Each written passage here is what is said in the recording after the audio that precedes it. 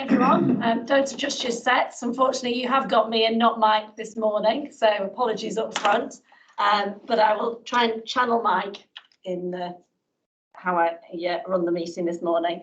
Aaron's going to do his sweeping, so if he doesn't pick you up, start waving violently, and we'll get to you if we haven't already.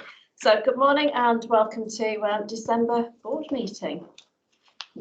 So we're going to start off with introductions. We've got Lorraine, I believe, who is joining us in her new capacity as head governor. Morning, Lorraine. Morning.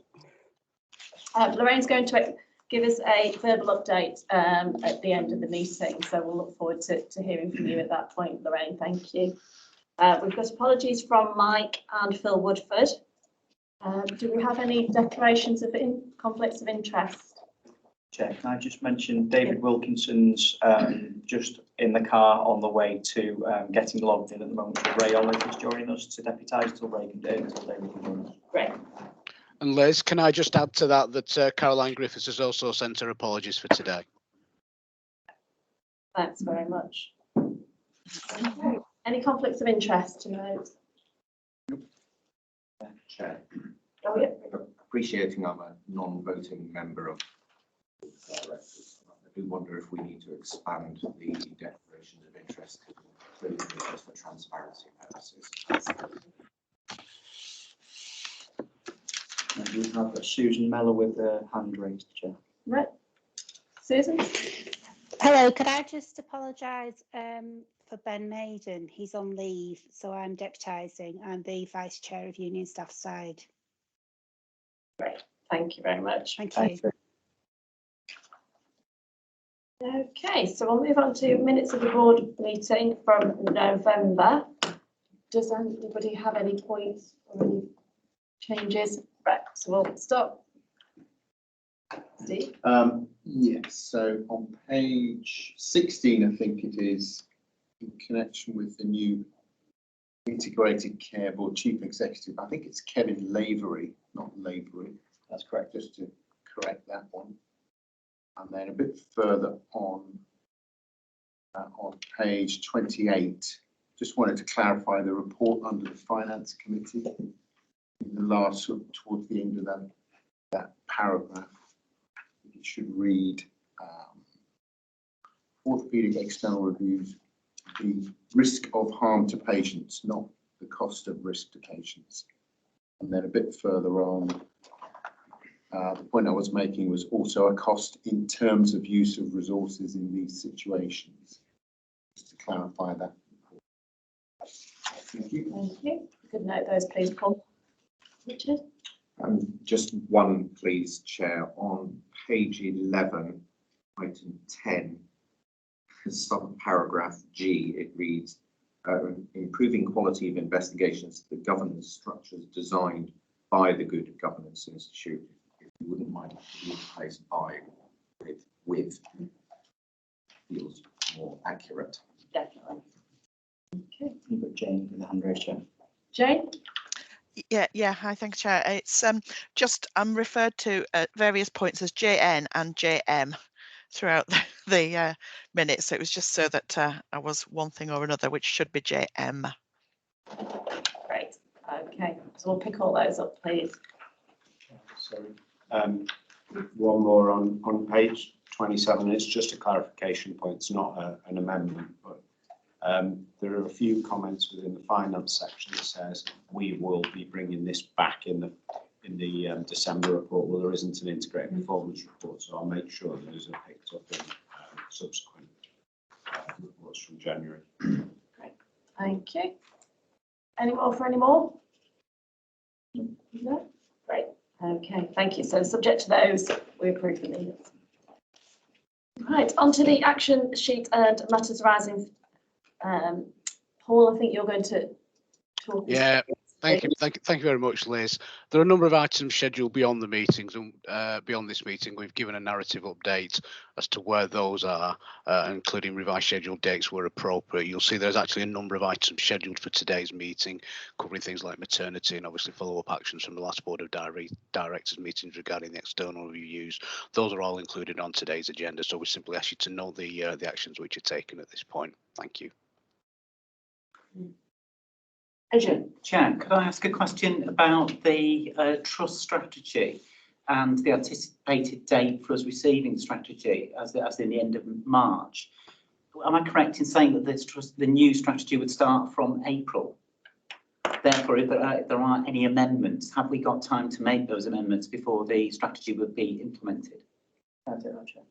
Yeah, so we've got some board workshop time through January and February to iterate drafts of the strategy, and the final strategy will come for recommendation in March. Yes, we're planning to go live with a new strategy from the beginning of the next financial year, but I'm also conscious of lots of changes potentially in the planning guidance and anything through this winter period where we might strategically need to have another conversation in Q4. So at the moment, January, February, board part 2 workshop time for iterations, March for the proposed new strategic direction for the organisation, but recognising that Q4 might introduce some further issues that we want to reconsider as a board. Thank you, Chair. Okay, are we all happy to know those? Yep, great. Okay, so we'll move on to item 180, which is the patient story, Isabel's story here. Isabel's going to share an experience of the care of her husband.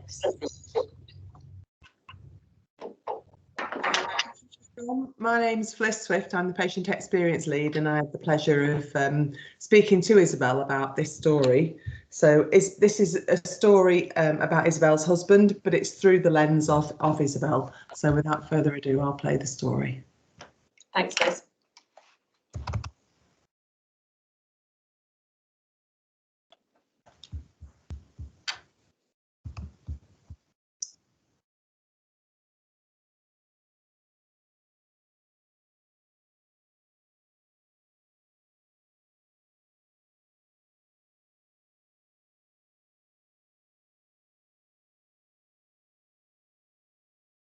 There's nothing coming through here at the moment. Is there? If you sharing your screen? Right, apologies.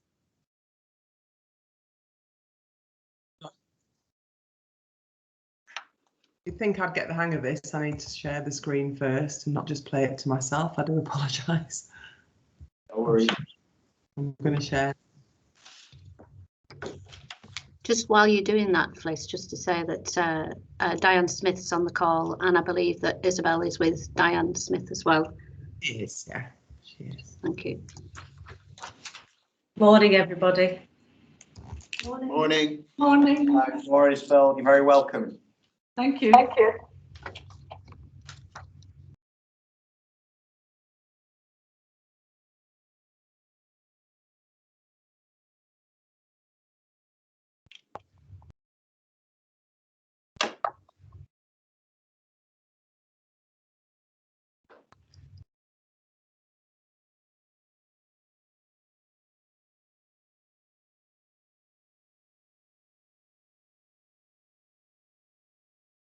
There's still nothing playing if it's supposed to be.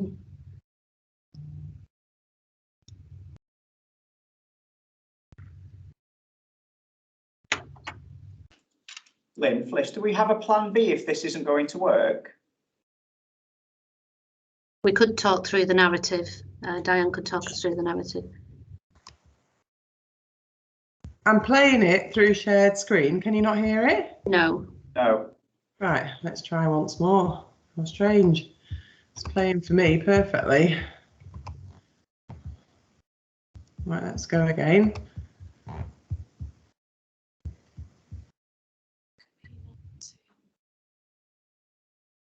So let's stop sharing. Start sharing.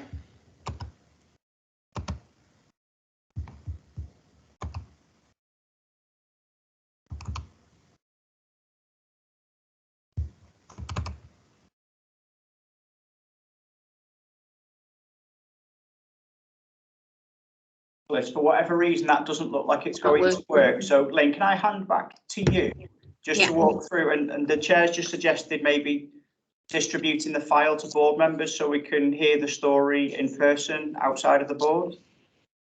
Yeah, so Diane, you're with Isabel. I don't know whether Isabel feels like she could, hi Isabel. I don't know whether you feel you could just briefly talk us through the story that you recorded, or whether you would like Diane to do that.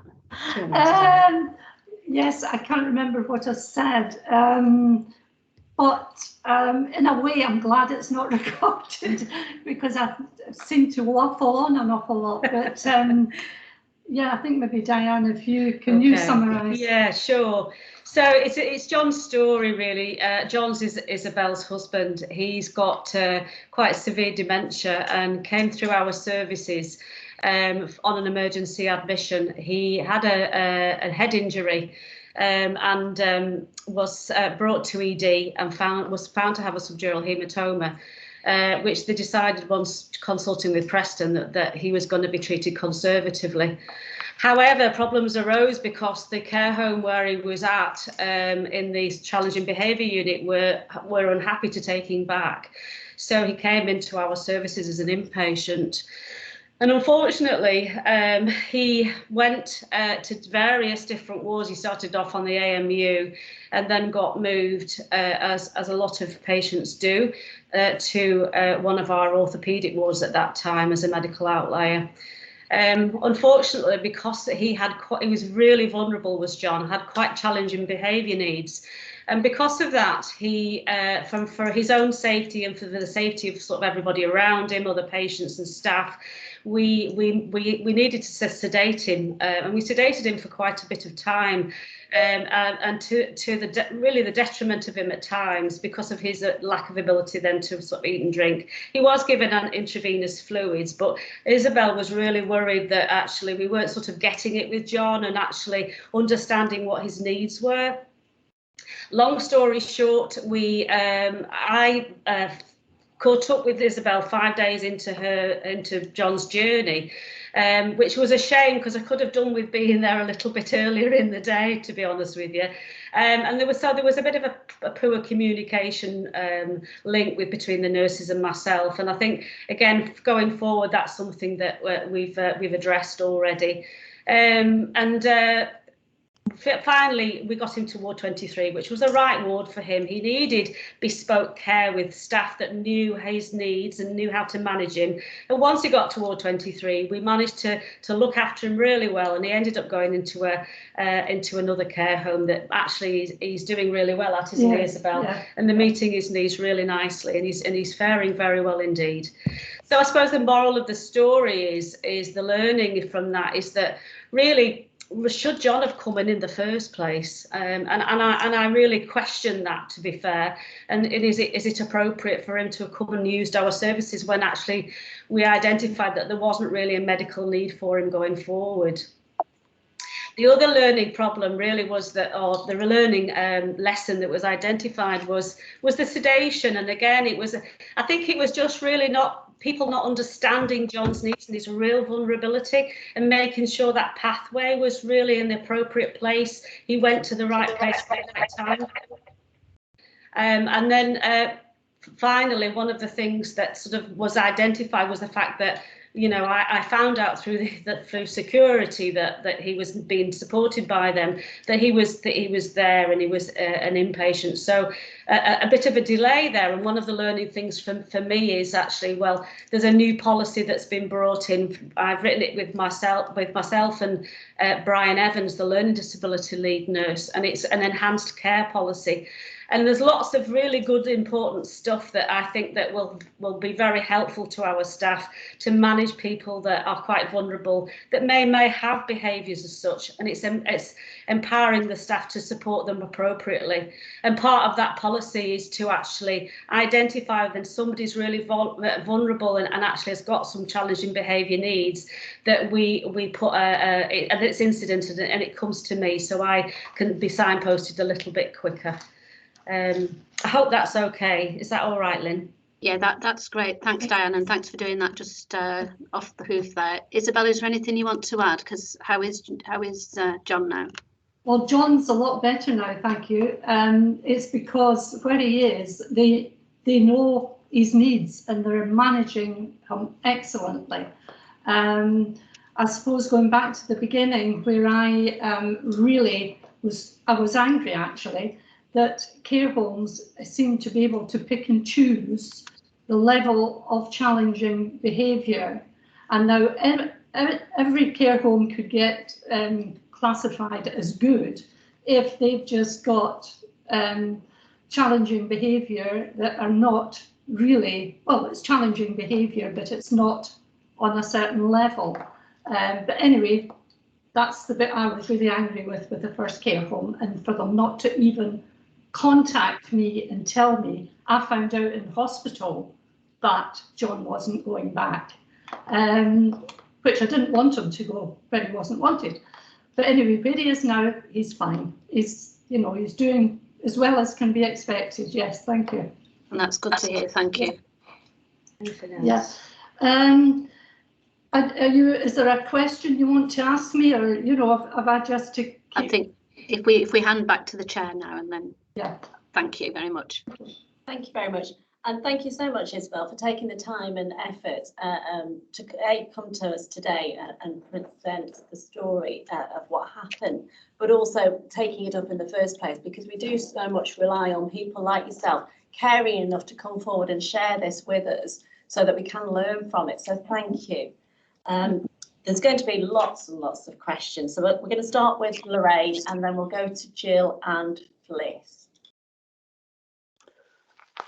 Hello, I'm glad John's doing well. Have you not got a dementia passport for John where it actually indicates his level of any sort of daily routine that he's used to? I understand that this is a policy that has gone through not just our trust but other trusts as well, that patients with dementia do have a passport that actually indicates to staff what to look for. No, he did have one. Yes, he had one in Ward 23. Yes. Right. Yeah. Did he have one in the home? When you say a passport, I mean, do you mean, I know I had to, well, I think it was about 3 A4 size sheets that I wrote all John's likes, dislikes thing. Is that what you're talking about? Yeah, I'm just thinking about the communication between the home and the hospital when he was admitted. And he was taken to the hospital by a carer, and at 12:30 at night, and there again they left him there. Yeah. And we didn't know as a family until the following morning at 9 o'clock that there was no one there with him. Oh dear. Yeah. So if they had that document with them, then it would at least have sparked things in the hospital's situation, that they had a patient who had specific problems. Like you say, there's dementia, and each one is an individual with various problems. And it just struck me that the 5-day gap between him being admitted and the dementia nurse, Diane, sort of being involved is just too long of a period. Yeah. Thank you. Right, thank you. Thank you. Jill? Hi, well, thank you for the telling us about the case. It's really useful. I wanted to, I think, build on Lorraine's question really, but it was about the sharing of lessons, because we felt that perhaps he shouldn't have been in hospital in the first place. So have lessons been shared with the social worker, the home, or the GP, or somebody who could have stopped that admission in the beginning and put in support in the home if they couldn't cope? The question is for, I don't know, either Lynn or Diane. Go on then. No, I just, so there's a current root cause analysis being carried out, so hopefully that will be picked up. I will double check that element of it is picked up in there. Thank you. I just think the care home didn't mention that. Yeah. It should have been. No, I just want to say that all I can add to that is the care home did not want him back, so I don't think whatever, it was just they were not having him back, basically, and they were calling the shots. And is that right? Yeah, absolutely. And when it comes down to it, we weren't putting John first. We were just putting the care home needs first. And at the end of the day, we've got to think about the vulnerability of that patient, of John. And really was coming into hospital the right place for him, and it absolutely wasn't. You know, at the end of the day, the message I always want to get across really is that people with dementia who are frail the hospital's not a great place for them. They struggle with making their needs known. They're very vulnerable. They need support from carers and family members. So avoidance of hospital admission is my mantra really. I know it sounds a bit odd, but it's true. So, you know, to make sure that if we could have stopped him from coming into our services, you know, obviously made sure he was medically stable, but then after that, you know, and that's where the frailty pathway comes in, because we need to be doing that really, you know, looking at our emergency department and trying to get frail patients back home if possible. Yeah, thank you. Liz, we've got your hand. Just a final point, please. I'm so terribly sorry that you couldn't hear the story because it was playing here fine. So I really do apologise, particularly to you, Isabel, because we took time in making that audio. But what I've done is I've forwarded it to Paul Jones and to Nicola, and perhaps after this meeting, the audio can be circulated to members of the board so that they can listen in their own time. Great, thank you. Thank you. Thanks, Liz. There's just one question from myself, and this is probably directed to Diane. What struck me was, Isabel, you and your son were fantastic advocates for your husband and really pushed to make sure that his needs were met. And it sets me off thinking about what happens with those patients that don't have advocates. Exactly. Yeah, they're very vulnerable in our system, in our hospital environment, you know, and so we have things in place, support networks, as we talked about the passport already, and that's a really fundamental tool to use for all our staff, not just nurses, but doctors, allied health professionals, so that they actually can understand the needs of the person because it's already there for them and be guided by it. But also there's the butterfly scheme, which is in place. Again, it's a bit of a flag to identify somebody who potentially is at risk, that they might not have capacity to make decisions, but also that they're vulnerable and they might be at risk. And then one of my things that the other bit of the pathway is the Johns campaign, which is something that has been really quite tricky sometimes to implement because of COVID, but it's so important and, well, absolutely vital in my eyes that family members and carers are able to come in, support the person when they're in hospital, because they can't articulate their needs and they need that advocate for that person that knows them really well. Absolutely. But what we need to make sure is that these systems work at weekends and late in the evening, is what happened with, you know, at the time that John was admitted. So, Lynn? Yeah, it's just to highlight the policy that Diane mentioned, the enhanced care policy, and if anybody would like a copy of that, but it actually is lessons learned from the way we manage patients with learning dementia that come into hospital so that we can flag them. We know they're in hospital from the first day, because I think one of the things with John is we didn't realise that he needed that help for about 5 days. The staff hadn't really, they didn't think to contact Diane. So hopefully that will improve in the future. Okay. So we'll take the last comment from Lorraine, please. The only thing that I would like to mention is like John's wife said, Isabel said, that, you know, care homes do have a choice of who they take and who they don't. But the biggest problem I see, as a friend of mine whose father's had to go into a home miles and miles away from home, is because that home is actually specific to his needs. And what people don't seem to understand is that if you take a patient with dementia or a person with dementia out of their own environment into a new environment, you are likely to spike their emotions, to become aggressive sometimes, and that needs to be taught in with the care of the patient with dementia. I totally agree. Yeah. Totally agree. And I think the policy that I think, you know, that we just alluded to is a helpful tool for that. So what it identifies is if somebody is exhibiting a behaviour, which lots of people with dementia will do if they're out of their environment, you know, their comfort zone, and they are lost, in inverted commas, then potentially what it does is it skills up the staff to actually try and understand why that behaviour is happening, rather than just managing that behaviour. So we're skilling staff up, and we're asking them to think about that and to actually put some practical interventions in place to actually support them and understand why that behaviour is happening. So it's quite a unique policy. It's only ever been used in mental health actually before now. So I think we're the first acute hospital to actually implement this type of policy. So I'm really hopeful and excited about it.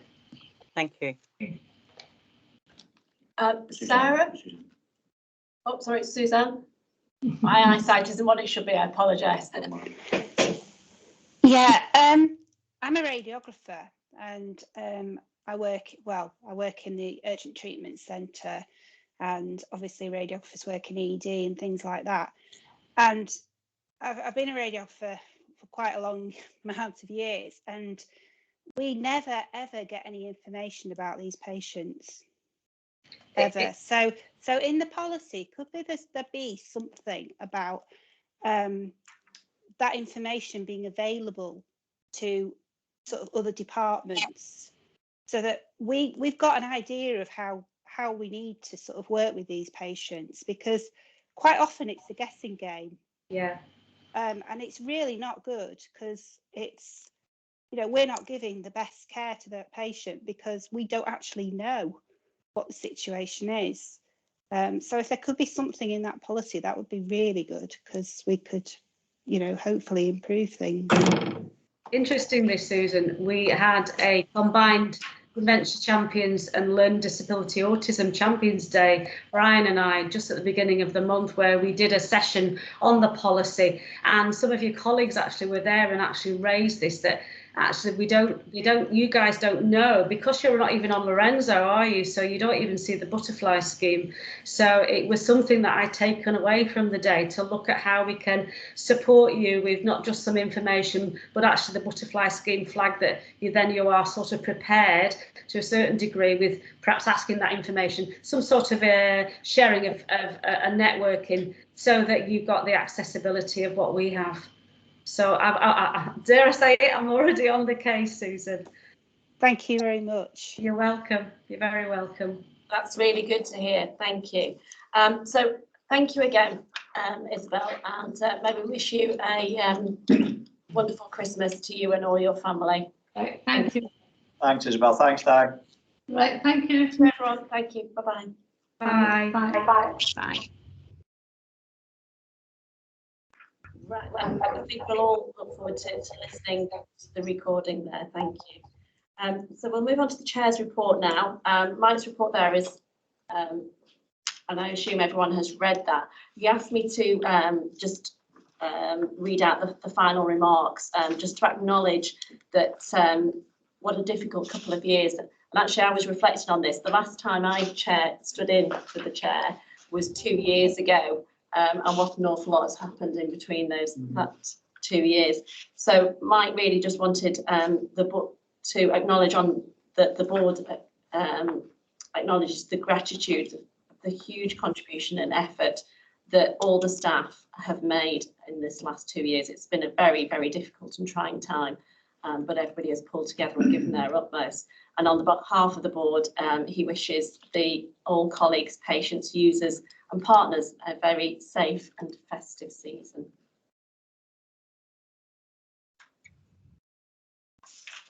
Okay, so we'll move now on to Chief Exec's report, please, Aaron. Thank you, Chair. So just a few minutes. I got my hand up. Sorry, Hugh. Yeah, sorry, I got a dog barking now. Just a really very minor comment that in the final paragraph it says that this is the final board of the calendar year, but our third COVID festive season. I don't think we really want to wish that. I think if my calculation's right, it's only our second COVID festive season. I think you're right. That's why I didn't read it out there. Yeah, so I just think probably we don't want to get too depressed, do we? So well, on a international basis, it's our third. well, yeah, that is pushing it. That is pushing. Except if we dealt with this on an international basis, we might have dealt with it instead of just doing a national view on it. However, okay. Noted, Jill, and we'll move on to Aaron swiftly. Thank you, Chair. Thank you. So, colleagues, just a couple of areas that I'll update on from a national, regional and local perspective.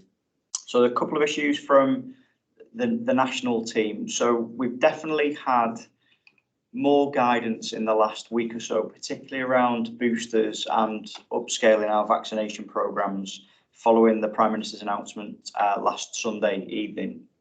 And just to recognise that over that 36 hours we stepped into Monday, our teams have almost doubled in every area our vaccination capacity, and on Monday and Tuesday delivered the highest numbers of vaccinations that we ever have in Morecambe Bay, and that level of capacity and access for our communities is continuing.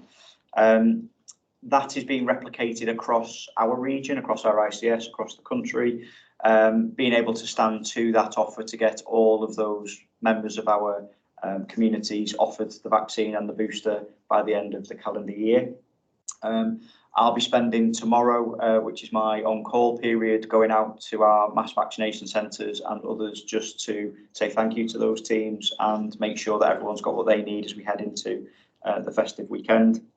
But it's just to notify to board. We did issue a briefing as this was developing, but I need to put on record our thanks, my thanks for our teams, not only in the trust, but in our community teams, in mental health and in primary care, and our volunteers who've absolutely responded in the way that we've seen over the last 2 years again, and to put us into that position very quickly that we're able to make that offer over this period.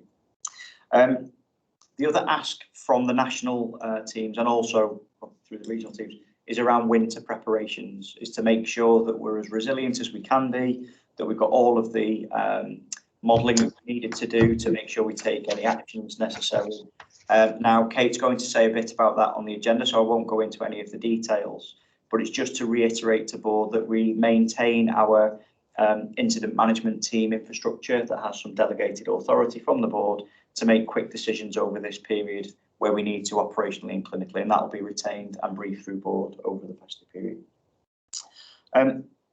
Just in terms of the regional asks, what we've got is two conflicting almost narratives building. So we're absolutely looking at winter resilience, mutual aid with a provider collaborative board, and ensuring the recovery and restoration work. We protect those pathways for service as best we can over this difficult period. And we are talking about system reform and being ready to operate as a new system from the 1st of April, and some of the work we need to do for next year's planning and our future strategy. So quite a complex series of conversations that are happening, and they will be replicated at board over the next 2 or 3 months, particularly your comment, Adrian, about the strategy. We will find some time through our workshops planned in Q4 and in the public board to say a little bit more about how we're managing the conflict and how we're preparing ourselves as best we can from the 1st of April. Stephen mentioned the appointment of Kevin Lavery as the Chief Executive. We're now progressing as a system the executive and non-executive appointments for the ICS board and the executive team.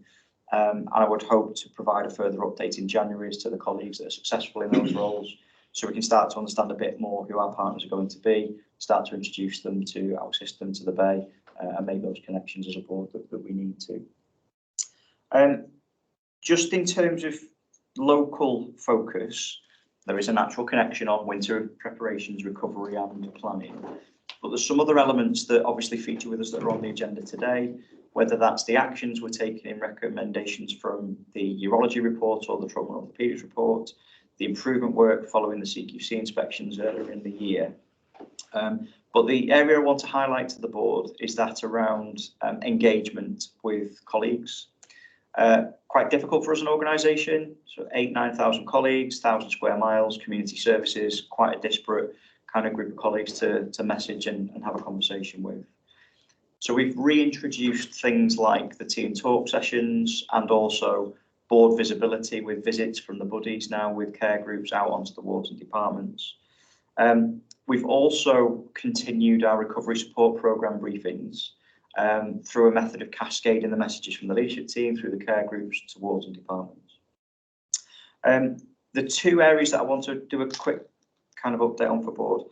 One is the Clever Together platform, the moving forward, making changes together. And for those of you that can see Ray Olive on screen, he has that as his screensaver. We closed that platform last Monday. We've had over 1,500 separate contacts with thousands of comments that have come through. We're now going to spend the next 3 or 4 weeks with Clever Together, analysing the themes, looking at key actions, to bring together a proposal for what we do in terms of culture and leadership development as a result. So I'm very, very pleased. There are quite a lot of issues in there that we need to be aware of as a board, which we'll bring forward. Some really good and positive comments about work we've done in the past, which we'll want to keep and promote. And some areas that we'll be aware of for things like, you know, how it's felt through COVID, what we're doing in terms of supporting colleagues for career development, how we respond to incidents being raised. So some themes that the board will be aware of. We're going to turn that into a culture and leadership development programme when we have the analysis. And the other element I'll just highlight is the national survey. Obviously far too early to kind of get the responses back and the themes which we'll do throughout the year. But again, as well as the 1,500 plus contacts we've had through the Clever Together platform, we've had our highest ever response rate from the NHS staff survey this year. So again, whilst there will undoubtedly be issues for us to both reflect on, improve and take forward, it does indicate for me that there is an engaged workforce that are wanting to come forward to let us know how it feels to work in the Bay. So I look forward to working with the leadership team and the board on the outcomes of those in due course, and we can take the improvement work forward.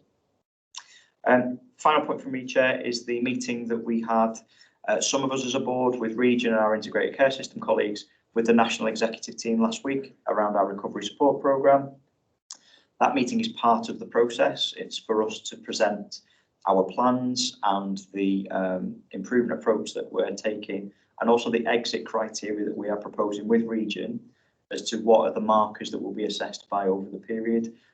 It was a positive meeting, some really good questions that were posed for us around sustainability and leadership development and ensuring we've got the right support and resources to deliver what's in front of us.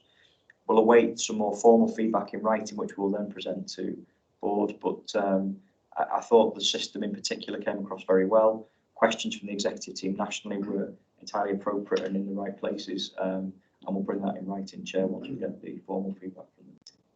And that's as much as I was going to say on my report, only to repeat what the Chair said in his brief, which is I'll be doing some sessions later this week just to thank colleagues for their efforts this year, which feels really trite to say, it feels a bit twee to say it like that.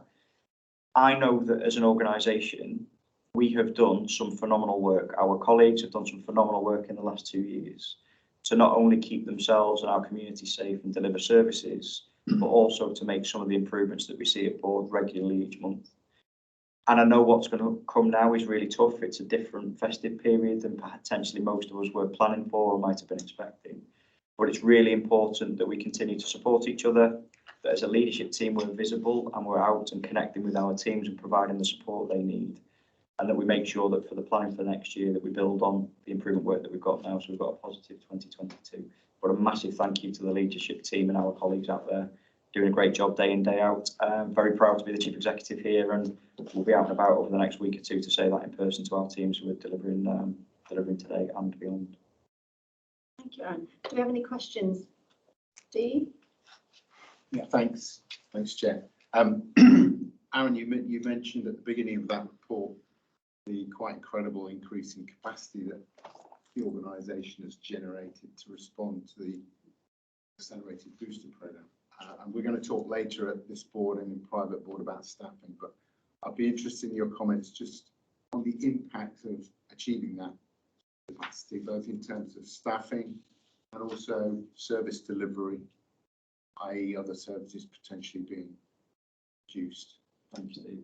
So most of the period between the announcements being mooted and the plans being mobilised were around two sets of conversations. One was workforce capacity to service the need. The other was impact on services, because we want to retain and protect both urgent care recovery and our urgent care pathways. So currently, we've been able to service the expanded capacity through diversion of existing colleagues out into the mass vaccination centres, support from community and volunteers to ensure the admin infrastructure is established, and some conversations within our ICS about the workforce mix that we could offer up in terms of mutual aid for what's called registrant capacity. You have to have qualified workforce in the mass vaccination centres to enable staff to be vaccinated. And we've been quite flexible, I think, as a region on how we service that together to enable the capacity to be delivered. We are continuing to service the elective recovery work and the work that we are delivering around outpatients and urgent care. But there are conversations now about what are the mitigations. So if the staff sickness or absence increases over a period, then we've got some options being considered now, which will be discussed with IMT and therefore the board, as to what order of capacity might we need to start to talk about introducing some delays or diversion of staff to some of the higher risk or higher priority areas. And I know nationally there's been some guidance, and Jamie Nicholas is the medical director involved in the ICS and regional conversations around those. So at the moment, we have the capacity to deliver what's in front of us. We have some natural tension now over this winter period where we think, actually, if we see staff absence increase, what are the options that we have to take a risk-based approach on what we protect?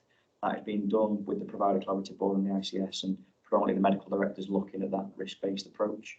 So as we have those options develop and those scenarios, which Kate will talk about a little on her agenda item around urgent care winter pressures, we'll make sure the board is cited on those things. Thank you. So we'll go to Adrian and then Sarah. Thank you.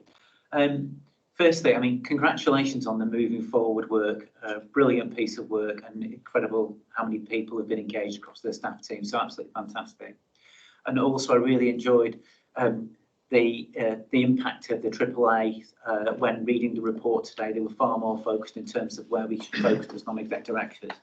My question was about the staff COVID-19 vaccinations, and the experience that we're experiencing here in Morecambe Bay, I understand, is very similar to that nationally. So approximately 10% of colleagues are not choosing to be vaccinated. And for rules, I understand, including bank staff, that's about 1,800 colleagues. So that's quite a considerable number. It would make a massive impact on the frontline staffing capability. And I know that we've got a working group which is engaging staff as part of that dialogue. But my question really was, at a national and an ICS level, what support and further guidance do you think is going to be available to help us mitigate and manage that risk? And particularly those emerging risks that I understand are starting to happen now with staff teams, where some members have been vaccinated, some haven't, and that's causing tensions internally. There's a lot there, I know, but I think it's an emerging risk that we need to discuss at this board. Chair, if it's okay, I'll bring Ray Olive, who's leading our workforce task and finish group around this. Ray, are you able just to give the board a brief update as to the current status, and I'll cover off the ICS regional bit? Yeah, of course, Aaron, I'm more than happy to do that. So, Adrian, just to reassure you that the number has been reduced since you were last made aware. So we are now under 800 colleagues, but we've also received further national guidance which has helped to exclude some more colleagues from being in scope. So some of the initial guidance around what incidental contact meant has been resolved, which now means that anybody that works in a corporate service who would bump into colleagues in or patients in the corridor are now out of scope. So that number, once we've been able to readjust for those people and move them out of scope, will again help alleviate that large figure that we currently have. So, you know, we are working really hard, and that we are getting some further guidance nationally. The Task and Finish group met the other day to look at what support is available for colleagues who are feeling tensions, and we have asked the chair of Union Staff Side to share the information that he has had shared with him, so we can look into those areas and start to offer support and guidance to really get to the bottom of it, so that we can make sure that any tensions are resolved as quickly as possible. Hopefully that answers the questions that you are looking for the answers to. ICS REIT, thanks, Chair. So as a provider collaborative board, we've highlighted this as a risk across the provider sector in the ICS. And we've asked Kevin Moynes, who's the lead People and OD Director for the PCB, recently appointed, to coordinate what joint mutual aid or risk mitigation might look at as a group of providers. Internally, we are doing that with our own offer. And as Ray's just said, it looks like the level of exposure is reducing, subject to that further guidance being discussed and the further iterations of vaccinations now being delivered. I think it would be sensible for us at the January board, given that we're kind of 2 months away then from potentially those mitigations being needed, that we bring a further update to the board in general. Yeah, thank you. Thank you. Sarah? Oh, sorry, Sarah. Ollie's got, Ray's got his hand up again. Sorry, Ray, did you want to come back on that? Yeah, just one final point. We have raised a trust level risk against this, which we are monitoring on a weekly basis. That is currently scored at 20 and sits on the risk register. And obviously, as we receive more guidance, we will adjust that risk. But it will come to the People Committee in January, Adrian, just so you're aware of that. Thank you. Thank you. Sarah? Morning, thank you. Thanks for the update on the Moving Forward and Clever Together platform. It's great to see that level of engagement out of the whole workforce. My question really was around, do we have a sense of who's engaging through that? Because one of the things I raised, I think, when this platform was first presented was that there are going to be colleagues who don't feel comfortable to engage in that way or aren't able to engage in that way, perhaps because they don't have access to the technology. So I just wondered if you can provide an update on how you're reaching other groups. And the reason I think this is important is because we're receiving reports, obviously at board, around different levels of engagement from different staff groups. And I just think it's really important that as part of moving forward, the whole organisation is engaged in that. We need to make sure we have ways of reaching them. Thanks, Sarah. So we're just producing the analysis, given that the platform closed on Monday of last week. It is something that we're sensitive to in terms of having a diverse range of views and ensuring that for those areas that we're aware struggle to engage, we need to make it as easy as possible. The platform first pass is not the only engagement opportunity that we will have. So when the Cultural Programme Board meets to receive the analysis and the themes, that's one of the areas we will be exploring. Around, have we heard from enough of the right people to get a broad view of what's needed to be done? And if we have obvious gaps, then we'll need to make sure that we consider how best to close those. But it won't be the only platform that we use to engage. One of the pieces of work that we'll be doing is, once we've got the themes and we've identified the programmes of work that we'll want to take to board, we'll also be back out to the organisation under a similar principle to say a bit of the, I'm not keen on this terminology, sorry, but you've said and we've done. So this is what the organisation is saying, and here's the proposed ways that we want to take it forward. What do you think? So there will be a continued dialogue even after the analysis to make sure we keep those connections. But sensitive to exactly the question you just posed, Sarah, and the Cultural Programme Board will have that as part of its remit when it receives the analysis. Thanks, Aaron. And I suppose just as a follow-up then, I think it would be helpful to see that there are alternative mechanisms for engaging staff, not just through the platform coming out again. So I think from what you said, that would be available. I think I just want to emphasise that point. Yeah, we'll make sure, so any reports that come through the programme board or into board will be clear on the myriad of platforms we have around engagement and getting feedback from colleagues. You're right, it isn't just under this platform. Great, thank you. Thank you. Okay, I can't see any more hands, so we'll move on now to item 183, which is the Recovery Support Programme. And Chris, are you leading on this? Yes. Excuse me. The paper in the pack provides plenty of detail that I won't reiterate here. I will say that the exec summary does say it's to approve. I think it's an update in this occasion. Now, the board, as board members will be aware, the Trust Recovery Support Programme System Review meeting was held on the 13th of December. Aaron's alluded to that in his Chief Exec update.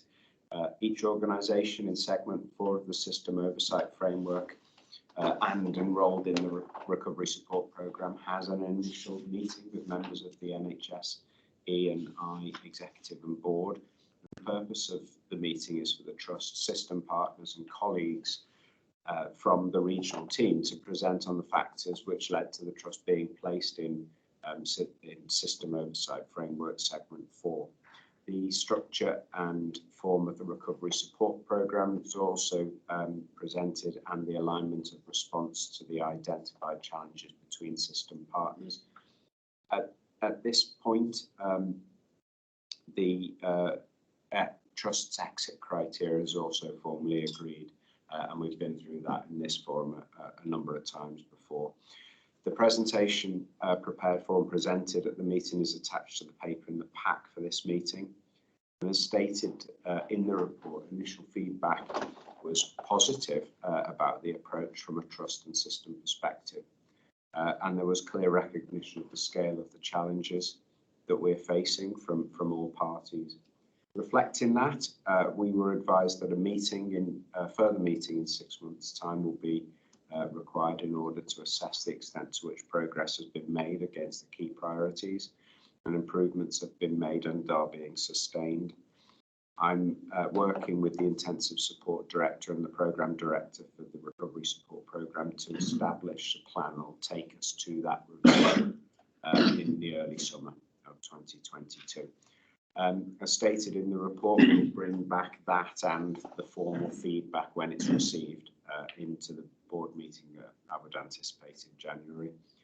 The report sets out the key areas of progress to date across each of the work streams, and in addition to this, a series of meetings between members of the Recovery Support Programme core team and the work streams to establish key output-focused milestones and trajectories will have been held in advance of Christmas, with the output to be reviewed at the programme board meeting on the 5th of January.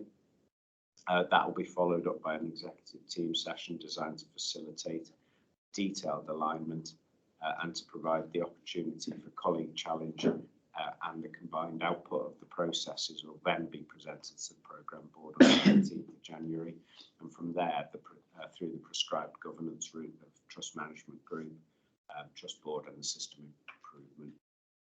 So that's the update, Chair. I'm happy to take any questions. Thanks, Chair.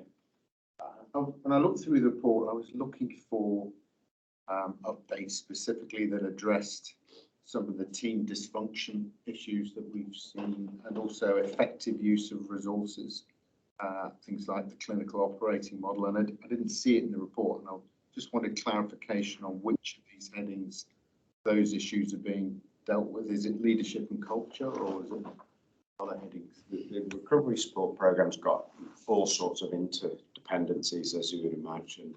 I would say, of course, that we do have a significant culture and OD programme that will be looking at that, but there are components of it. So, for example, some of the recommendations in individual reports have targeted action plans that are mapped into other components of the Recovery Support Programme.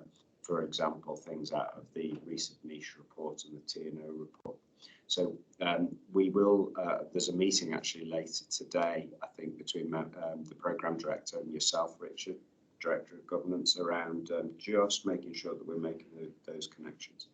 In terms of clinical operating model, that sits within the operations and performance work stream, but of course it's underpinned by the financial improvement programme as well. So when we start to show the output milestones for those programmes, which I anticipate in January, we'll be making that much clearer.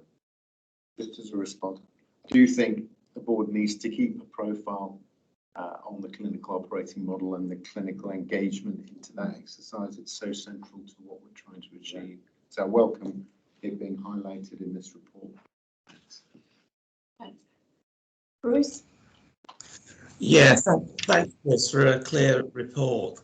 Just building on Steve's point about engagement, I think probably I would have liked a bit more about how we're engaging staff below trust management group level, because I think all staff need to have an understanding of what the clear understanding the roles and expectations of what they can do to contribute towards the recovery support programme and the improvement programme below that. I think that's important that we have kind of this at the moment. While it looks a good plan, it will only be effective if it's implemented from the bottom up. Thanks, Chris. Thanks, Bruce. Actually, I'll just respond there if I may, Aaron.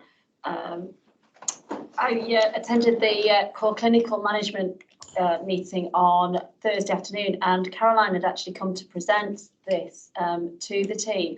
And it was really good, actually. They were really engaged, asked lots of really interesting and thoughtful questions, and lots of comments about actually they could see how they fitted in their roles and their input into the RSP. It started to mean a lot more to them because it just seemed very sort of high level messages.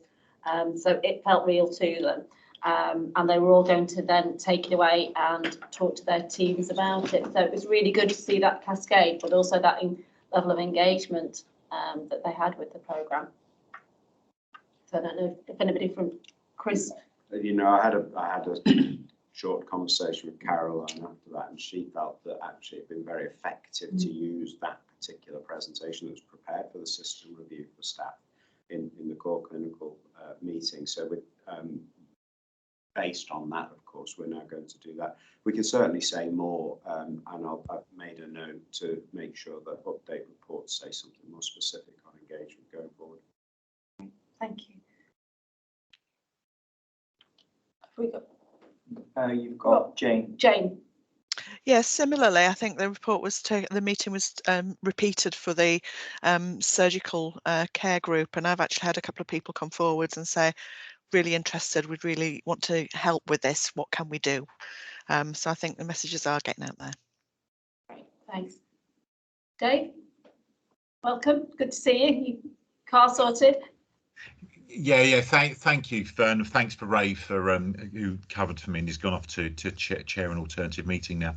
I think that the point you've raised about engagement is a good one, but engagement keeps on at all levels. I think the exec-led sessions were just a bit of an entree. I think the care-led sessions will continue that, and this is a start of a process about continuing onward engagement at every level. And of course, we've had the moving forward engagement, which has really connected, you know, a significant amount of people to have their say. And the aim will be that when we rerun that the second time around, the cultural piece, the previous experience from the National Intensive Support Team is the second time around you get even more engagement because they've got trust in the process, they've got trust in the system.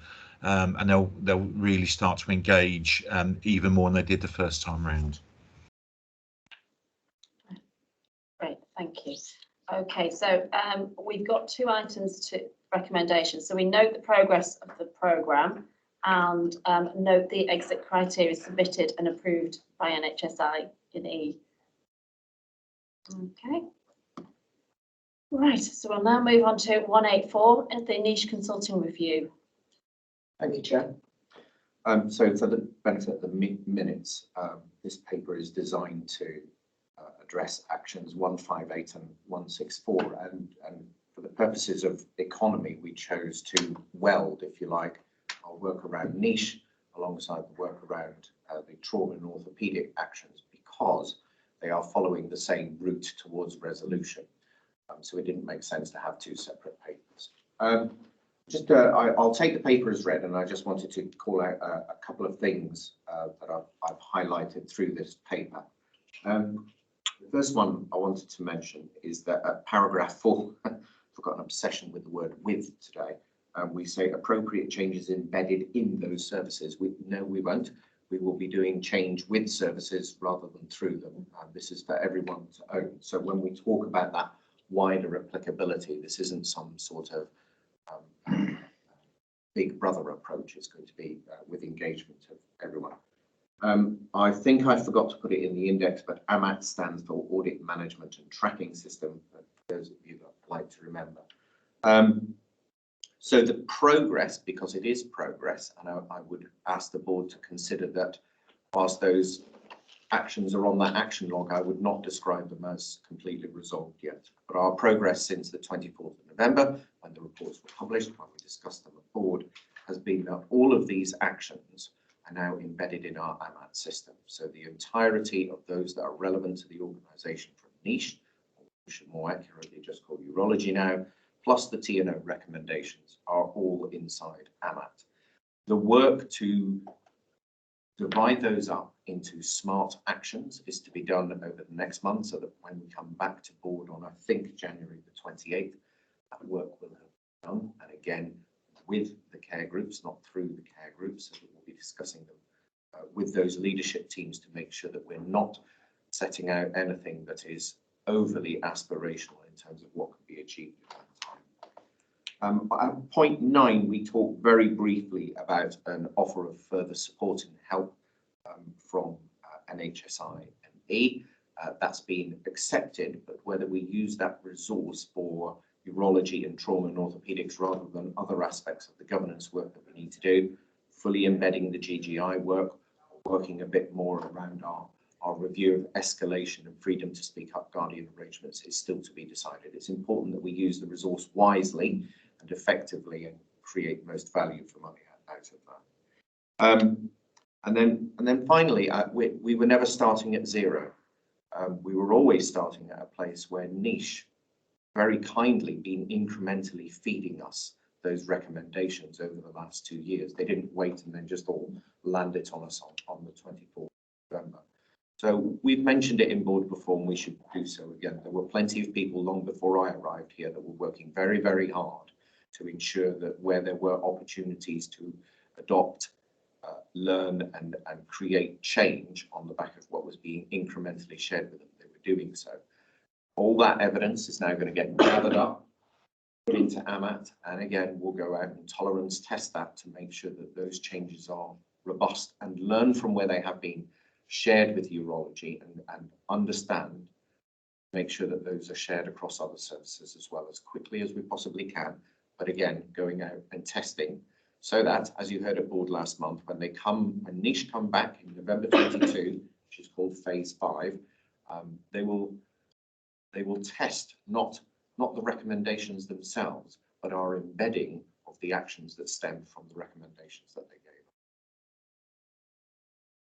Happy to take any questions. Thank you. Adrian? Thanks, Richard, for the report, which was really clear and succinct. That's very well and got right to the heart of the issues. I was going to ask the question about tolerance testing. I'm just curious, could you describe the nature of that testing and who actually undertakes it? Who's marking the homework? Who's observing that those changes have taken place and that they've stuck?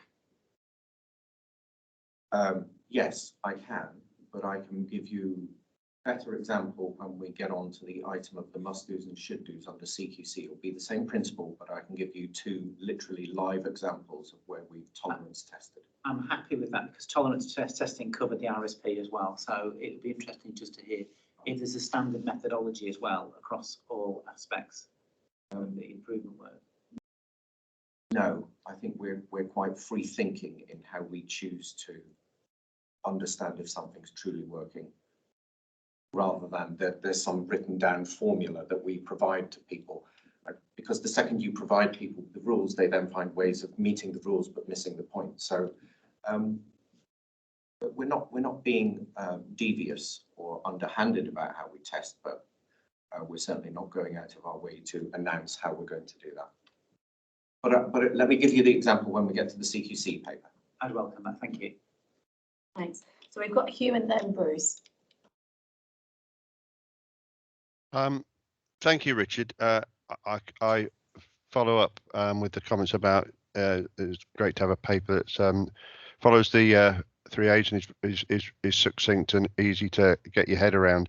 I think you mentioned an appendix, which I don't think appeared in this board papers or in the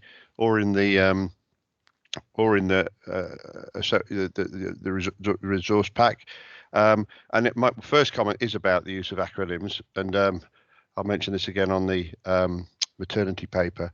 So I think I'm aware of what a SMART action is, although people have different definitions of what the different letters stand for in the acronym. So it would at some point be good to have that clear, and as you say, have a little appendix or something that just makes clear what the acronyms in a paper stand for, particularly as these are public documents. But my main comment, apart from congratulating you on the paper and asking about abbreviations, is when will the board actually see the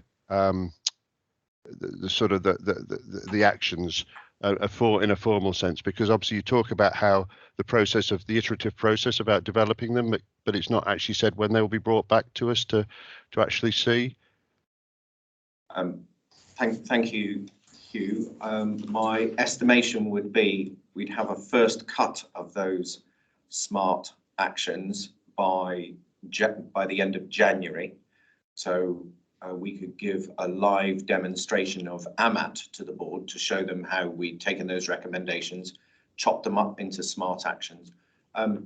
February or at an opportunity that any of the non-execs would like to come to, I can get that set up for them. But a full paper with all the actions articulated, I think it's realistic to say February. Thank you. Thank you. So Bruce and then Jill, please. Thanks, Richard, for a good paper. Just to follow up on Hugh's point, in terms of the AMAT system and the action planning, it might be worthwhile taking time outside a board meeting to spend an hour on the AMAT system and how it will deliver, not just on the niche or the TNO, and as well as the CQC action plans. It might be useful doing that separate, because we're always pushed for time in board meetings. That's a suggestion. The second point is a question of when is the second TNO report due, and when will we be able to have a look at that and its recommendations, please? Thank you, Bruce. I'm not entirely familiar with the deadline of when got the name of the company. I can call that off. Thank you. Intelligence by Design, I think it's called. Yes. I think Jane may know the answer to that one. I noticed your hand shot up there. Yeah, we were expecting it by the end of December. We haven't heard that won't be the case, but nor equally have we heard that is definitely going to be with us by then. But that is the date that we were working towards. So we haven't got sight of it either yet. Thanks, Jane. Thanks, Richard. Okay, Jill? I just want to say that we discussed these papers on Friday at Quality Committee, and Hugh sent his apologies, which was a bit of a shame because he says the same things I do, which is wonderful. So I love him being there. What I just wanted to, and it'll be in the 3A's report from the Quality Committee later on, is that we asked about patient safety issues, because this is about the process of how we ensure that all the issues are put up. And we were assured that immediate patient safety issues had been addressed.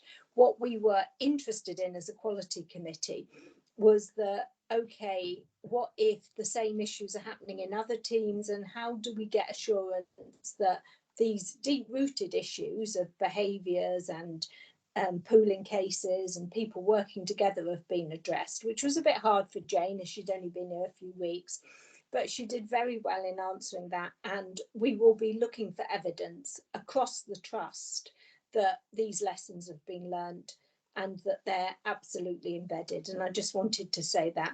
Just finally, on the maternity paper, save me coming back in then, we also picked up the issue with all the acronyms that are in there. It's actually very difficult paper for board to read, so we've asked for that future board reports to be within the 3A format and without any, I can't even say the word and acronyms. I probably haven't said it right, but that's what I mean. Thank you. Thanks, Jane. Yeah, we obviously discussed it on Friday. I think it's important for us to remember we've got a real opportunity here in that you could examine pretty much any service in any trust, and we don't have written SOPs or guidance around pooling arrangements, and there's very little specific stuff out there.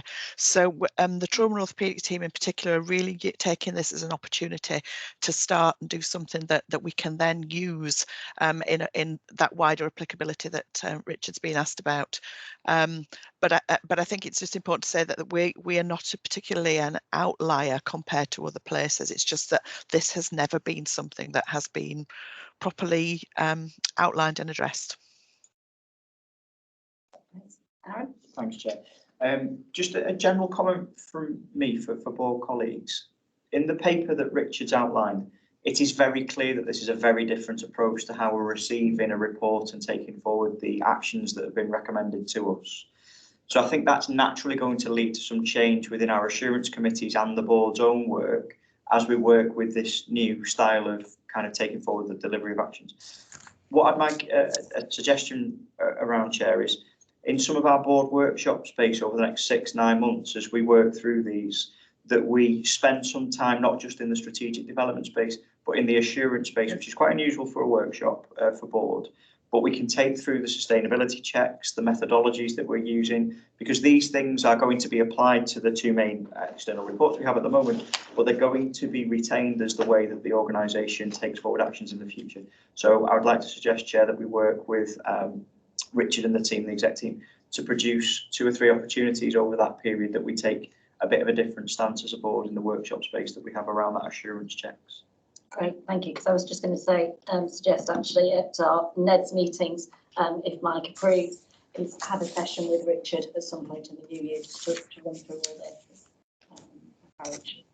Great, thank you. So as a board, we are asked to receive the update, noting the approach taken to developing smart actions in recognition of the importance of embedding learning and the wider applicability. Okay, and I must say I'm really pleased with the very practical approach here of actually making sure that you answer the question rather than fitting the response to what you think is the question. Yeah. Okay. We'll move on to a maternity service update, please, 185. So Lynn, I think you are taking us through this, and we've also got Carol and Tasmin joining us. Tamsin, sorry. Yes, thank you, Chair. I'll hand straight over to Carol and Tamsin. They're going to take you through the regular update for the board to provide assurance on the maternity safety update. Good morning, everybody. I'm Carol Carlisle, Head of Midwifery. What we're going to do this morning is I'm going to go through all the governance elements to the paper, and then Tamsin will pick up the staffing and workforce. So again, I'll just take the paper as being read. Just some clarity, and I think this is really an ongoing process for Tamsin and I to develop the board report, but everything included in this month's board report has to be there through the perinatal quality surveillance. So what they're saying is we talk about these monthly, and that will ensure the board that you've got a safe maternity service, and also that we pick up any of the maternity safety actions. So, but again, picking up what Jill said, we do recognise that it can be a difficult paper to read. So we are working on how we refine this and make it really concise and meaningful to everybody.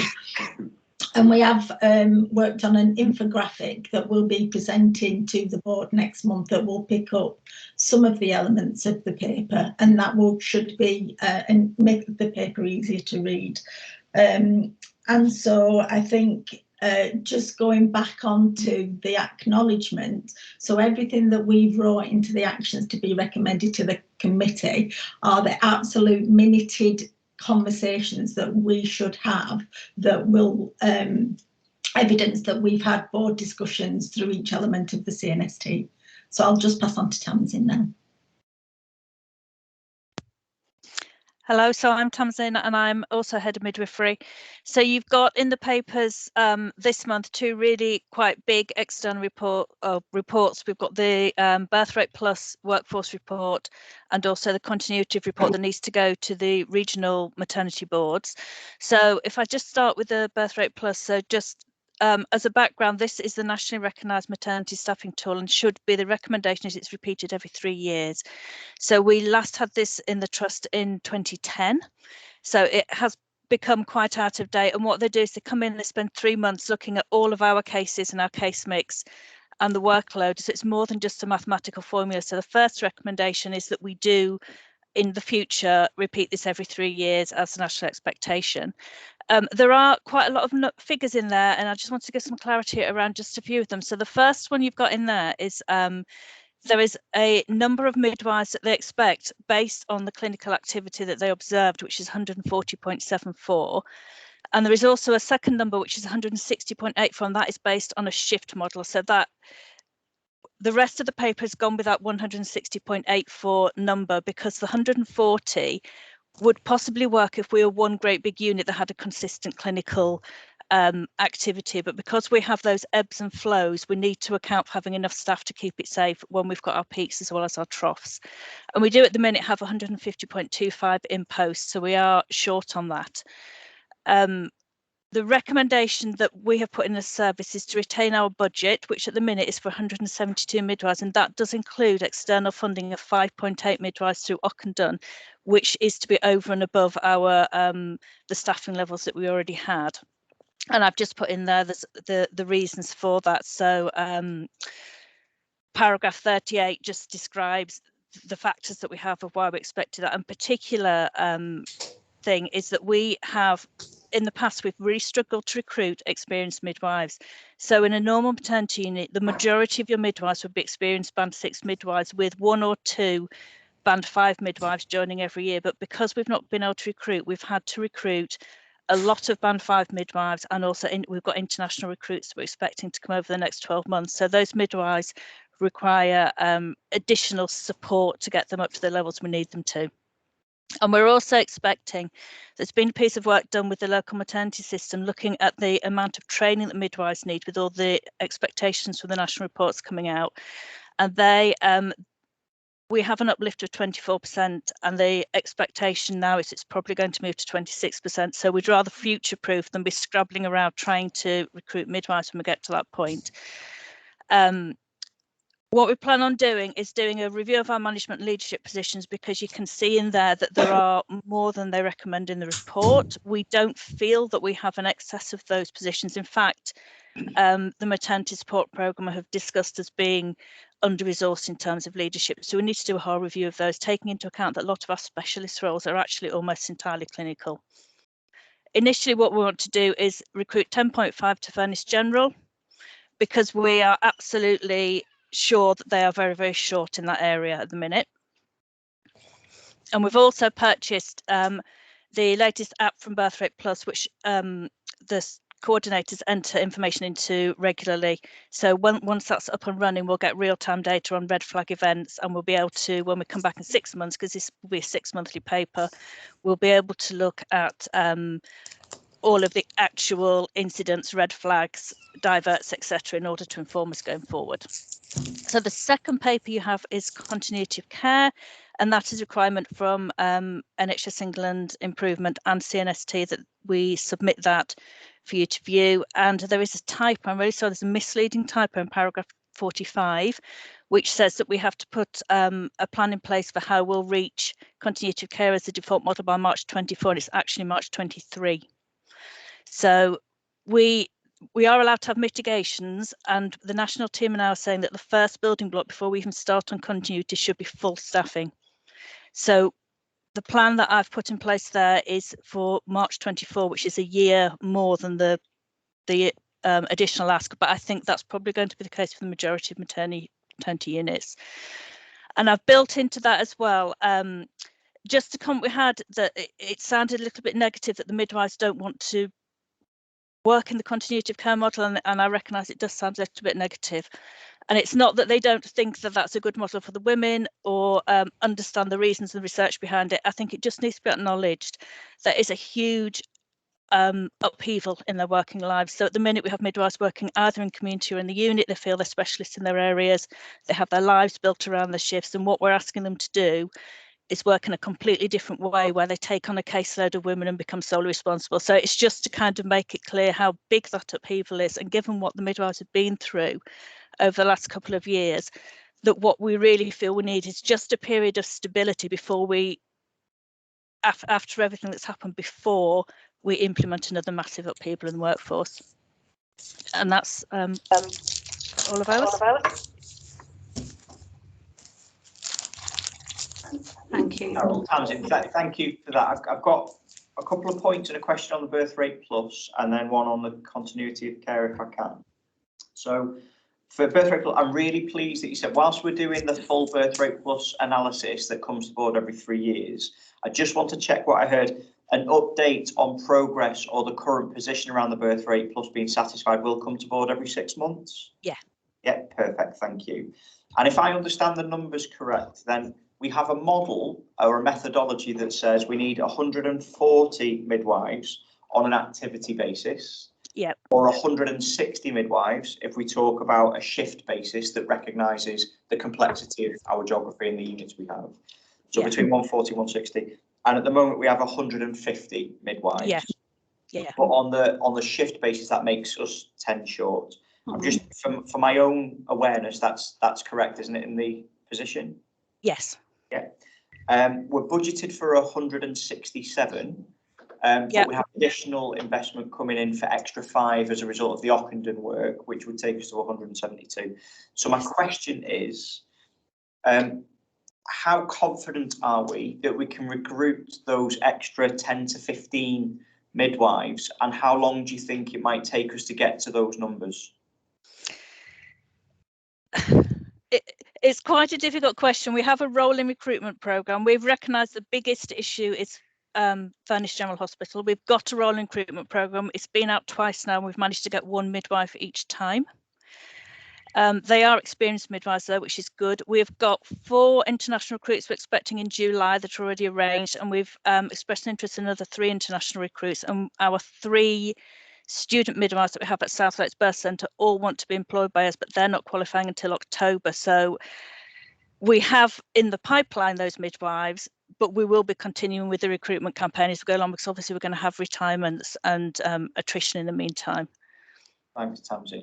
And have we got some support from the maternity support programme on things like promoting the unit and recruitment support, and any options they might be able to suggest to us as how we close that gap? Well, we have support. So the international midwives, that support has come not from us. That's, well, I mean, it's a regional initiative, but that has come straight down from Jess, who's working with us. Great. Oh, that's fantastic. Thank you, Tamsin. I don't know if Dave wants to come in before I do mine. Yeah. Sorry. Dave? Well, it's probably just worth putting the figures into context. I'm not saying it's an excuse, but the Parliamentary Committee reported in July of this year that the workforce shortage affecting midwifery was something like 2,000 nationally. So when we asked Tamsin and Carol how confident they are about being able to recruit midwives, they're confident in terms of getting some, but they're also cognizant of that much bigger contextual piece. And the more we can do with the international programs and other routes, but also look to retain midwives, which in itself isn't an easy ask when we look at the age profile of midwifery too. So it's a very tough recruitment context at the moment. But Tamsin, Carol and the team are doing all they can to make the offer as good as we've got. We need to be really aware though that the numbers of midwives tend to be their highest in around November, when we get the outturn from the most recent classes, and then they'll drop over the rest of the year. So we've really got to keep those numbers under close scrutiny. Thank you, Dave. So I'm going to go to Richard and then Sarah. Okay. Thank you, Chair. Thank you, Carol. Thank you, Tamsin. Just on the paper, under the maternity incentive scheme under section 6 and 7. Can I just ask for the benefit of the minutes, really, more than anything else? So am I right in understanding that whilst we have to have the core 6 core module training established by the 30th of June 2022, we then have 3 years to make sure that all staff have gone through that training? So that's the 30th of June 2025. Is that what you're saying there? Yeah, it is, Richard, because they do come in like in a 3-year cycle. So some things we'll have to do 6 monthly, some things we'll have to do yearly, some things we'll have to do every 3 years. So that's the ask, and actually we've got a plan and are confident that we'll reach that. Thank you. Okay, so we go to Sarah, then Hugh. Thank you. So just it's good to know that we've got a number of new midwives potentially in the pipeline. From your paper, Tamsin and Carol, I think what that emphasises is again that bigger ask because they're going to be less experienced, more international, and therefore needing more support. So just wondered if you could provide us with a bit of insight and assurance around how then that support can be provided from within the current establishment and what the plans are to develop that. Yes, so we already have a practice development team who offer a really good induction package for our student midwives who qualify. We the regional team have got a good package for the international recruits, so they'll all go off. For example, Wrightington, Wigan and Lee is the regional centre. They'll go off and have residential training there, and we are looking at how we really support those also in the nursing workforce as well, how we support our international recruits. We've got some money for retention funding, which we're intending to put out 2 posts. It's really difficult because we don't want to take clinical midwives out of the workforce, but we're going to put out 2 posts for what we call legacy midwives, which is recently retired midwives who will come in and their whole job will be to support our newly qualified midwives in a pastoral role. Thank you, that's really helpful. Thank you. Thank you. Hugh? Yeah. Thank you, Tamsin, and for this report. It's really good to see it.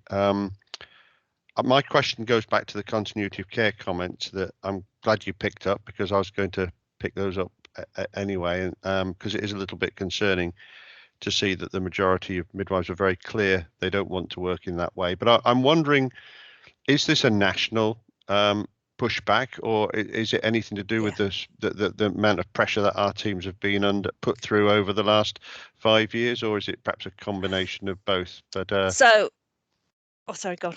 No, that's all right. I was only going to add something flowery to the end, so that's fine. Okay, sorry. So yes, it's absolutely a national problem. I mean, it's just a totally different way of working. It's like picking a nurse up out of the ward and say, you'll no longer be ward-based. Here's 40 patients, look after them regardless of what they need in hospital, out of hospital, all year round. It is a really big thing. I think the difference after what we've all been through over the last few years is that perhaps people are starting to listen. So when it first came in, the thought was just, well, these midwives, they're just laggards, are just negative, they'll just have to get on with it. Whereas what we have had coming down from NHS England recently is much more understanding of exactly how difficult it will be and where we are in terms of workforce. But it absolutely, definitely is a national problem. Yeah, well, thanks for that, because I was a bit concerned that it sounded as if it was just roll tough, you're just going to do it, and that sounds much better, doesn't it? That there's some understanding of that could have a real negative impact on our workforce numbers, couldn't it, with people nearing retirement and such like. So thank you very much.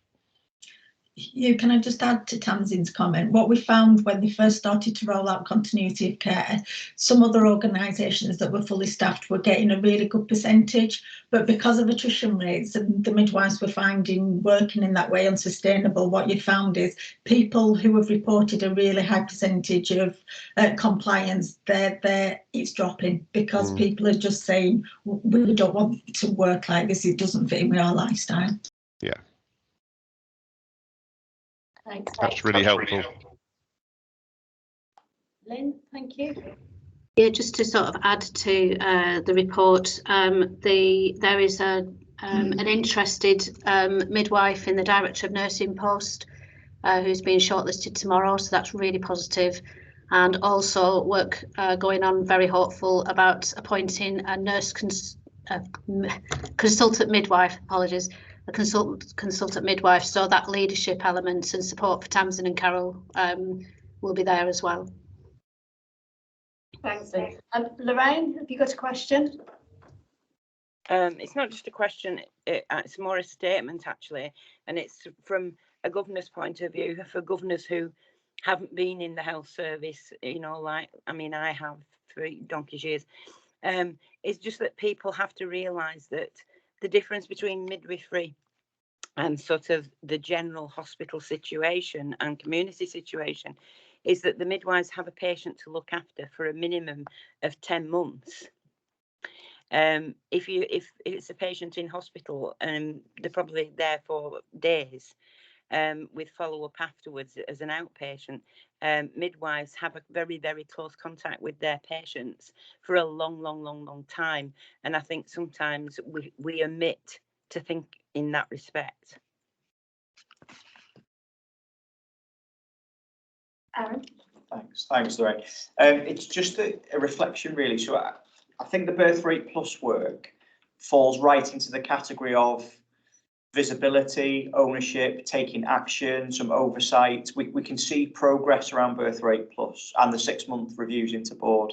The continuing healthcare approach has more of an element of change and leadership and culture around it. So I know through the maternity support programme, I'm making an assumption that that continuity of care development piece will fall under the remit of the improvement work and helping teams work towards that piece. But I just want to check that we've got the right kind of leadership support, the cultural engagement, organisational development resources identified to help colleagues work through what is, like you've said, a fundamental change in their working practice. So do we have that included in our forward plans for taking that piece of work forward?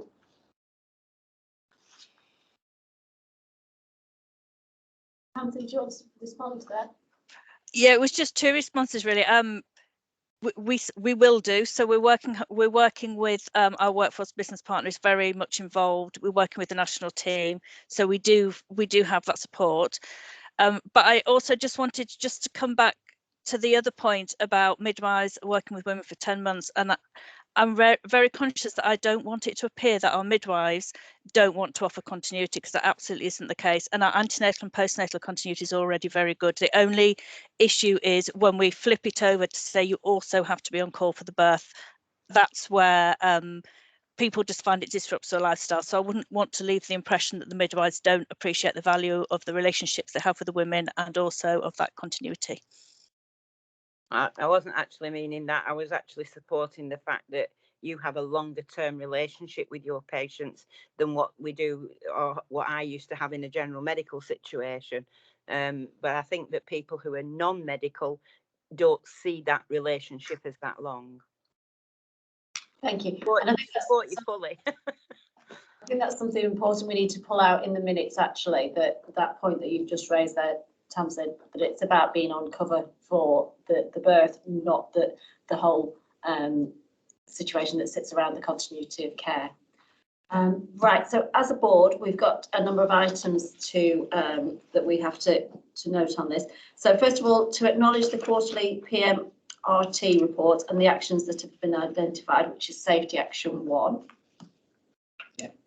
To acknowledge the commitment of the obstetric consultant team and maternity senior management team to incorporating the principles outlined in the RCOG workforce document, which is Safety Action 4. To acknowledge the maternity workforce staffing plan review as the first submission of a 6-monthly oversight, and that's Safety Action 5 and 9. And to acknowledge the revised pathway of how safety intelligence is shared from floor to board, Safety Action 9. We're all happy to note those? Yep, great. Thank you very much. Thank you. Thanks, thanks, Carol. Thank you. We'll move on. I noticed, I'm afraid I'm not as good as Mike at keeping to time. So our mid-morning review break is put back slightly, but we'll cover off the CQC improvement. Please, Richard. Thank you, Chair. I'll be very brief with this and weave into what I'm about to say in hopefully answering Adrian's question of a while back. This is the CQC must do, should do paper that comes to the board to give a brief overview of how we're getting along. I would say it's a somewhat fluid situation. So if I just give you a brief chronology, this paper came to TMG on Wednesday. We then went and did some tolerance testing on Thursday, more of that shortly. And then on Friday, it went to Quality Assurance Committee chaired by Jill. So on the point about how we tolerance test, as an example of this, on the Thursday, with the 2 must-dos and 1 should-do that we were proposing to TMG to close down, which we did, the tolerance testing on the Thursday was to then go out to those services physically and see if there were chaperoning policies on walls and see if there was a bath in a maternity service with notices saying, don't use this bath. Suffice to say, we weren't satisfied with the quality of those posters, and therefore we said, well, these aren't really appropriate enough. There's not enough of them. It's a permanent position, so they need to be framed. The posters need to be dated. They need to use trust branding, logos, and none of that was present. So they were immediately rejected, even though in TMG we'd been told that these actions are closed. So that's the level of clarity that we're getting into with the care groups, or indeed a corporate entity if we needed to, with regards to putting forward evidence of compliance against any must-do, should-do, T&O recommendation, urology recommendation, or for that matter, anything moving forward.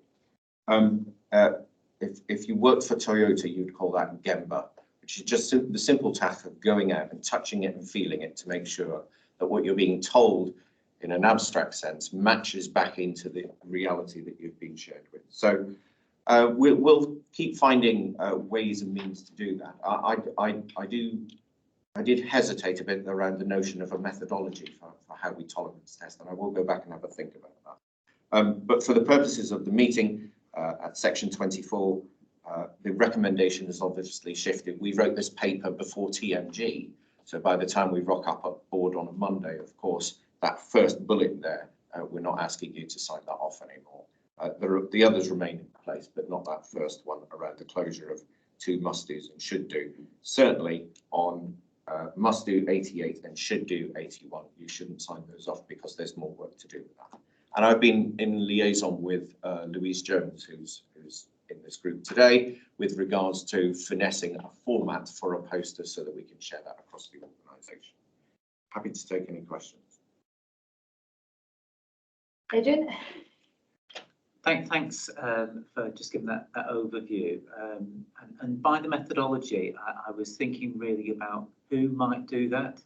So it sounds like when you say we, I presume that that's someone from your team who's actually gone outside. That was actually me on those 2 examples today, but literally only because they were 30 feet away from my office on Thursday. So and that makes it real for me. So. No, I think it's really important just to have someone independent from that unit doing that. That's the methodology element, and also the frequency. I'm really interested in the follow-up frequency as well. How often you might do that, because obviously TMG are going to need to be aware and assured that the whatever standards and thresholds are being met on an ongoing basis. Thank you. Just very briefly, Chair. So completely get that. And on those two, on that must do and should do, we shared that tolerance testing back with the entire membership of TMG, so the other care groups could see what we were aiming at. Not so that we could penalise or overly criticise any single care group, but so that all the care groups understood that we are going to come out and check these things. And you're right, it has to be, if this is part of the methodology, somebody outside of the care group. It certainly will be. I was quite happy to do it. Anyone in my team could and will be doing those things.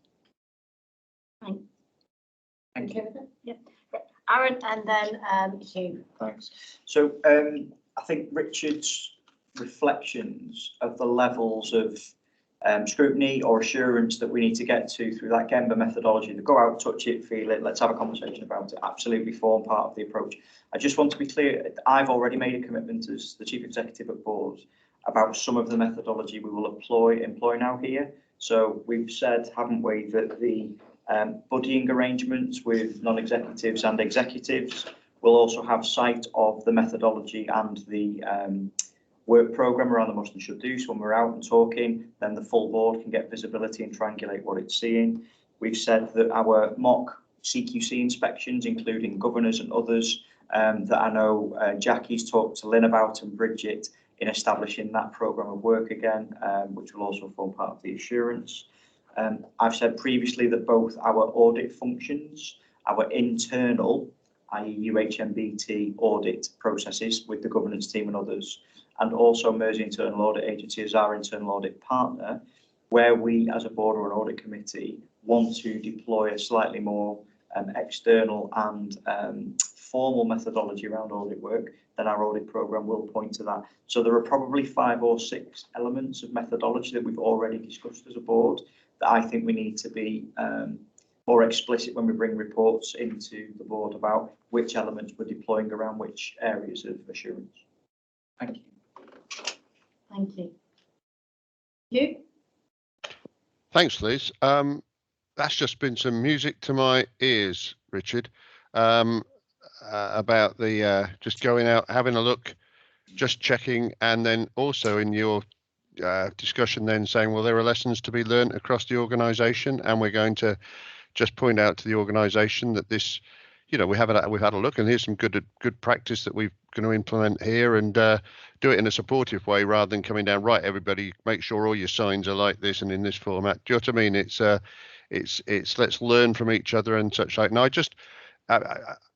I think I'm going to, over the next year, sound like a record that's stuck, the needle that's stuck on the record, because I think this point about that Jill mentions as well about how we make sure the lessons are translated across. And I would perhaps like to see under the sustainability test section, I don't want an extra column, but perhaps under that section we could have a heading that just says lessons to be learned across the organisation or lessons to be learned elsewhere, and we could actually then under the sustainability actually consciously, right, I mentioned this last time, but actually consciously put make an assessment there, because I'm looking at the one that we're going to approve, which is about the RLI department ensuring all known risks are singularly identified and etc. by robust action plans. And my sense is if the CQC had gone and looked in other departments across our thing and asked that very same question, they may well have come up with the very same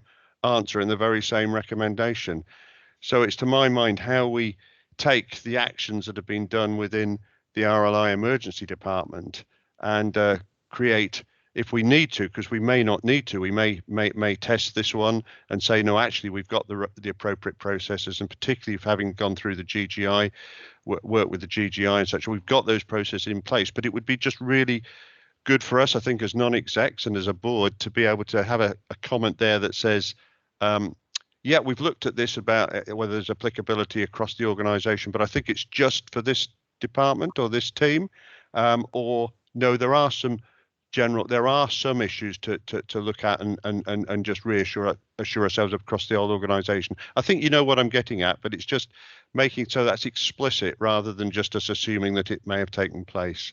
But anyway, but my general point is just to hear that you've just walked down the corridor, just had a look, and I think that makes a really important statement to the organisation about the level of interest that the senior leaders have in what's going on the ground. So I think that's really positive.